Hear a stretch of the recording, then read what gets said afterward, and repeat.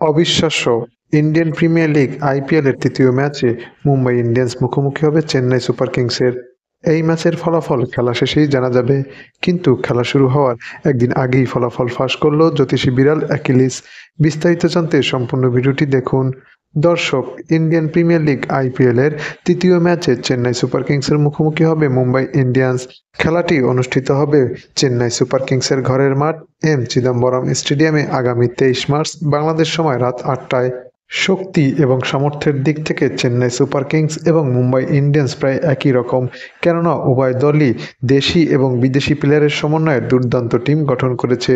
তাই বলাই যায় আগামীকালকের এই ম্যাচটি উভয় দলের জন্য হতে যাচ্ছে তুমুল হাড্ডাহাড্ডি লড়াই। এই ম্যাচের ফলাফল নিয়ে ভক্ত এবং সমর্থকদের মাঝে বিরাজ করছে চরম উত্তেজনা। যদিও খেলার দিন খেলার ফলাফল জানা যাবে, কেননা ওই দিন যারা ভালো খেলবে খেলার ফলাফল তাদের পক্ষেই যাবে। তবুও ম্যাচের শুরু হওয়ার একদিন আগেই ফলাফল ফাঁস করল জ্যোতিষী বিড়াল অ্যাকিলিস। বিড়ালটি 2018 সালের ফিফা বিশ্বকাপেও দুর্দান্তভাবে ফলাফল প্রকাশ করেছে। এবারের আইপিএলেও তার ব্যতিক্রম নয়।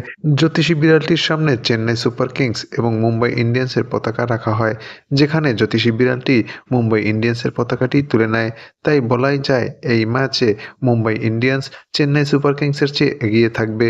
দর্শক, আইপিএল 2025 মেগা আসরের তৃতীয় ম্যাচে মুম্বাই ইন্ডিয়ান্স নাকি চেন্নাই সুপার কিংস, কোন দল জিতবে তা জানিয়ে দিন আমাদের কমেন্টস বক্সে।